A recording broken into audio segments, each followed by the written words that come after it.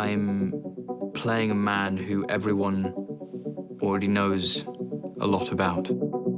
The most important thing I've always tried to do with him is to make him human. The storyline of Louis is quite extreme, intense, and a lot happens. Qui t'a attaqué? Je l'ai revu. L'homme au masque de fer. There's more struggle definitely this season. It's a fascinating season. I think it's a really good season. Ambition can be an extremely poisonous thing. Il n'y a donc personne ici sur qui je peux compter! And we start to feel the tensions from outside Versailles. A lot changes. It's a big shakedown. Vous pouvez tous enlever vos bandeaux. Season 3 has been about elevating Louis to a position where he starts to believe his own marketing.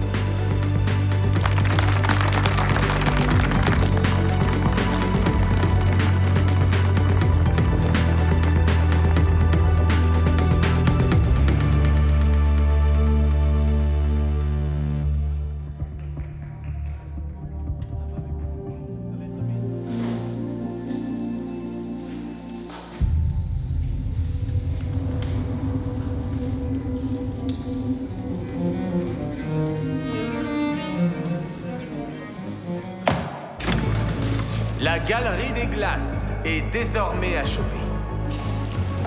Voilà.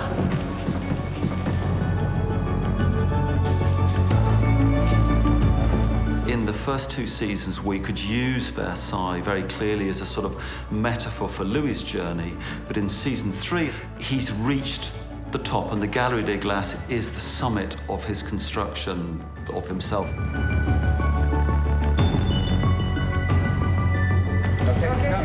Back to one, please.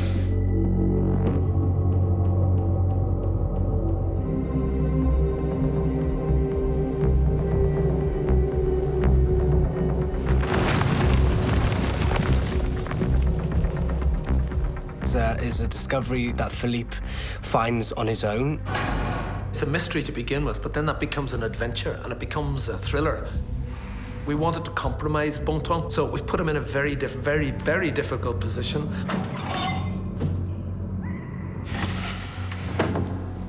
Mentir, c'est péché. La loyauté était la péché. We do feel that Bontemps has a secret that we, you as the audience, don't know.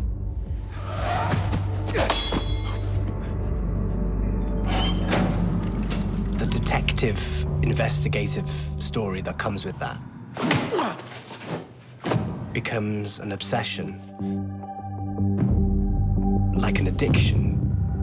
He gets to do that with Fabien, which is a combination of characters that we haven't really seen at all in season 1 or 2. Je sais qui pourrait nous aider si vous êtes en état de m'accompagner. It's almost like a 17th century Sherlock Holmes and Dr. Watson, you know. I'll let the audience decide who's Sherlock Holmes.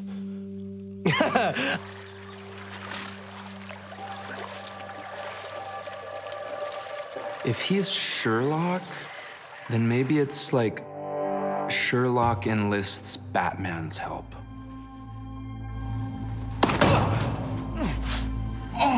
Vous m'avez menti.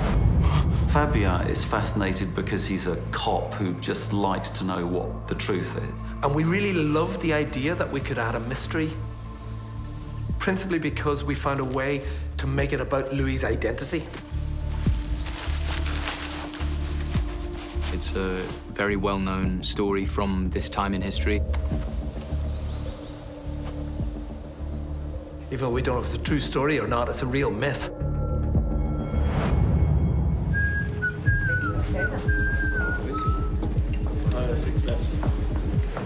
This morning we were filming The climax of that 7-hour journey. the big reveal of who the man in the iron mask is. Because of the emotion and the and the sort of power in the storytelling of the scene. I think the important thing in the approach was to just keep it as simple as possible. There are times when the camera has to do sort of important work in terms of enhancing the storytelling. There are other times when your approach can be quite observational and you want to see the thought process of the king in the moments just leading up to the mask being taken off. Enlevez ce masque.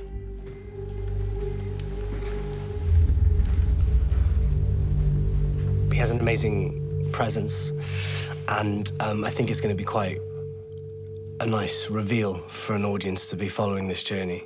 So it was a very resonating sequence for the whole of this season. Cut. Okay. Yeah.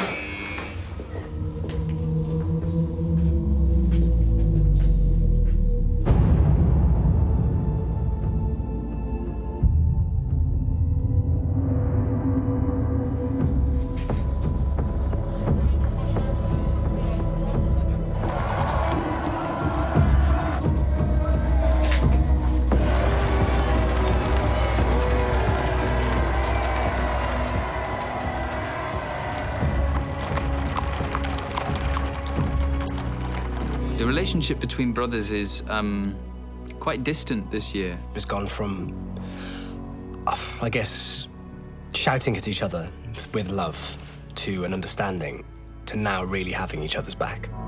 Tu as fait la fierté de la France. Et tu fais ma fierté, mon frère. On a un roi qui est, en fin de saison 2, à l'apogée de son pouvoir.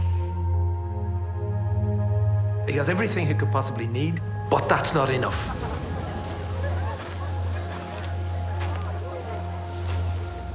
Where can he go from there? Let's see how the monster behaves. Je leur ai donné la parole du roi. J'ai pris les mesures nécessaires. Un carnage gratuit n'est jamais nécessaire. And so all the characters that are within his orbit are forced to consider how much they want to be a part of it.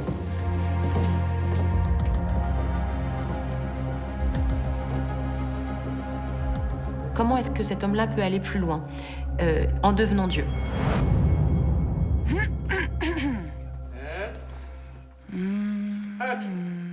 Marie-Thérèse devient un peu folle. Je me sens extrêmement bien. And Louis immediately recognizes that he can use this for a political manipulation. One of the challenges that we found was to make it feel like that she's losing control over her senses and her ability to communicate. Et projectus est. À un moment donné, je chuchote un espèce de texte que je me suis inventé. A concept called speaking in tongues. A spiritual body invades the consciousness. It's these fast patterns of words that you can't really make out the meaning of. The way in which we shot it was that no one could see Louis's face other than you, the audience. Revenez à moi.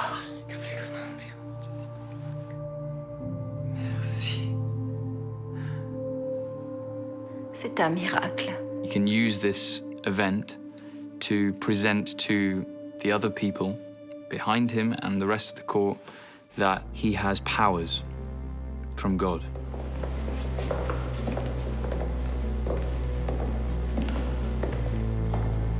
Louis XIV élimine toutes les dissidences, qu'il s'agisse des protestants qui effectivement mettent en doute sa nature divine, qu'il s'agisse également du Vatican. Pourquoi est-ce toujours ces maudits Français? Louis XIV ne doit allégeance à personne d'autre qu'à lui-même et à Dieu.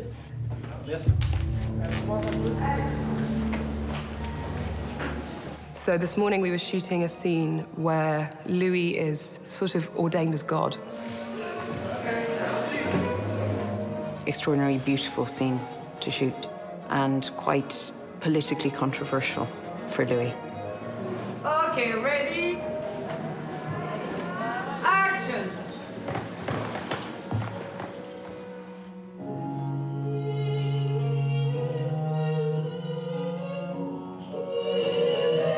We live in a very different time now. Sorry, it's easy for us to judge him and say he was the devil. People believed he was God. He represented God. So we can't necessarily blame him if he exercised the power that the people believed in. Cut. Good for me. Thank you.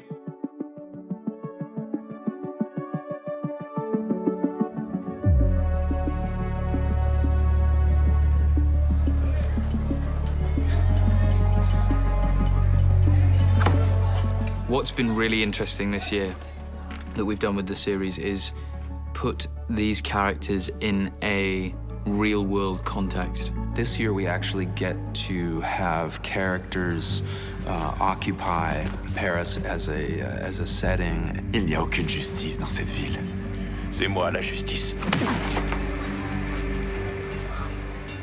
When we started to work on season 3, we really felt that we wanted to plot the seeds of the revolution. Lesquels d'entre vous n'ont pas payé l'impôt? De toute façon, avec ou sans travail, nous autres, on finira tous dans la misère. Et est-ce que Louis le Grand pleurera sur notre sort? Yeah. Jeanne is a shoemaker by trade. She's used to seeing real poverty around her, and she sees the consequences of the high taxation, etc., that is coming from Versailles. Comment montrer ces gens de Paris pour ne pas être dans un espèce de cliché de personnages trop propres ou au contraire trop caricaturalement sales, voilà, pour créer toujours cette espèce de modernité, ce réalisme. Allez, silence à vous, s'il vous plaît, et moteur, demandez. Speed. Et il se trouvait qu'on tournait l'été. Et l'été, à cause du 14 juillet, du Tour de France, ces endroits étaient inaccessibles. Donc on a été contraints de choisir une solution drastique, de construire nous-mêmes la ville à travers 2 rues, en fait, une place centrale.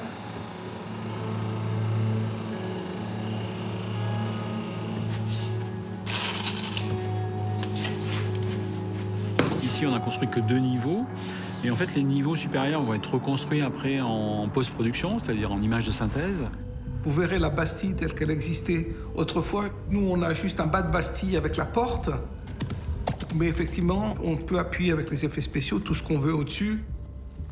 À l'époque, on appelait ça la ville blanche, pareil. Pourquoi? Parce que toutes les façades étaient plâtrées, pour des raisons d'incendie, principalement. Mais ici, évidemment, on a patiné, on a assombri les murs pour essayer d'avoir des reliefs dans les profondeurs, pour les besoins cinématographiques.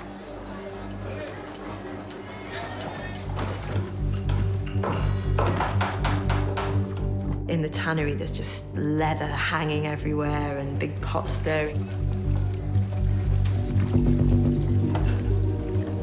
You can imagine the smells and that it's hot and that there's sweat coming off everybody's. La théorie, en fait, de Versailles, c'est de faire des choses qui soient vraisemblables. Pas forcément vraies, mais vraisemblables. So we get to see what it was like to live in Paris as a part of La Peuple. The people struggling to be able to find food to feed themselves in a muddy, dark, dank back alley of Paris, juxtaposed with ostentatious room ever to be created in European history, really shows you how extreme the world is. Traite le peuple avec fermeté et il te traitera avec respect. Traite-le avec cruauté et il se retournera contre toi. He has an instinct to love his people, but he cannot stop himself from treating them with a certain level of cruelty. Peuple de Paris! Le roi ne vole personne! S'il prélève des impôts, c'est pour ensuite en faire bénéficier le peuple. Voyez tous ces bienfaits. Retour à Versailles! Non, écoutez-moi! Nous devons tous accomplir notre devoir! Dans le règne de Louis XIV, il y a les germes de la Révolution française. Il a fallu que dans la saison 3, on montre effectivement la désillusion du peuple et jusqu'à la révolte, les premières révoltes contre la royauté, d'une certaine manière. Oh mon Dieu. Qui vous a fait ça? Le peuple de France, sire. We see what totalitarianism does to an ordinary man.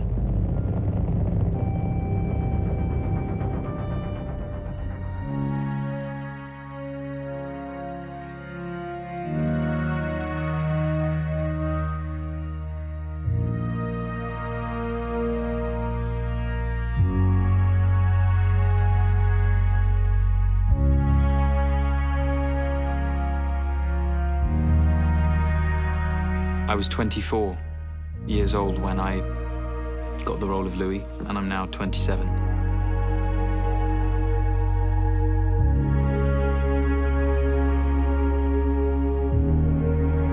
And that period in anyone's life, in your mid-20s, you change so much as a human being.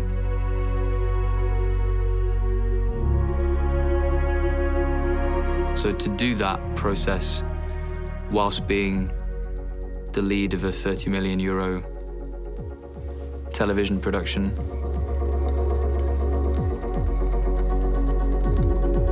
is a massive learning experience.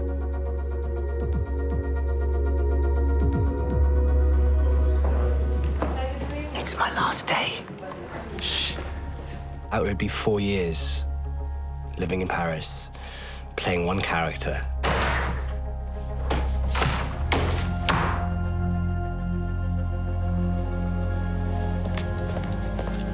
You know, and sometimes he's been quite a tough character to play, but I've just enjoyed every second of it.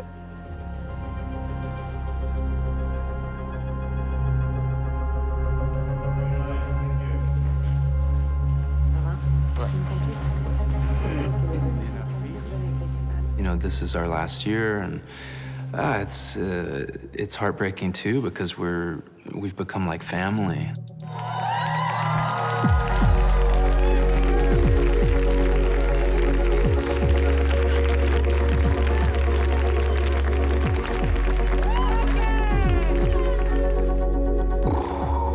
I don't even know how to encapsulate the experience that I've had on Versailles. It's been the most extraordinary adventure of my life. It's been amazing.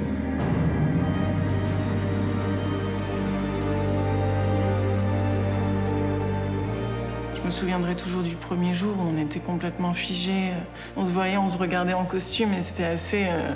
Ouais, c'est assez impressionnant en fait.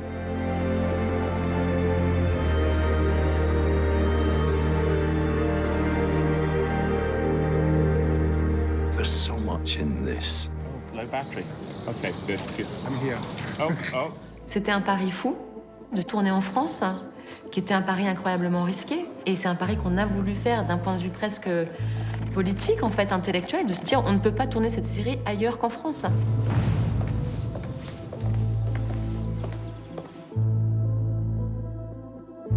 On a toujours voulu de 3 saisons. Hein. Cette trajectoire du roi, on l'avait vraiment bien marquée par ces 3 temporalités. What we have tried to do with him over 3 seasons is evolve him from a boy who is thrust into this position of power when his mother, Anne of Austria, dies.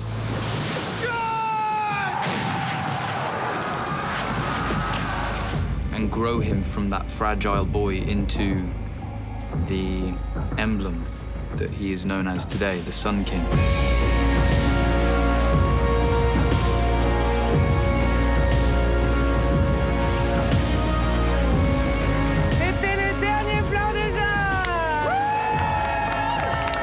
He belongs to all of the French crew and everyone here in France. He is part of French legacy. The most challenging thing is, as an actor, wanting to take ownership of a role, and sometimes it's not possible because the role is so much bigger than what you want to do with it, if that makes sense.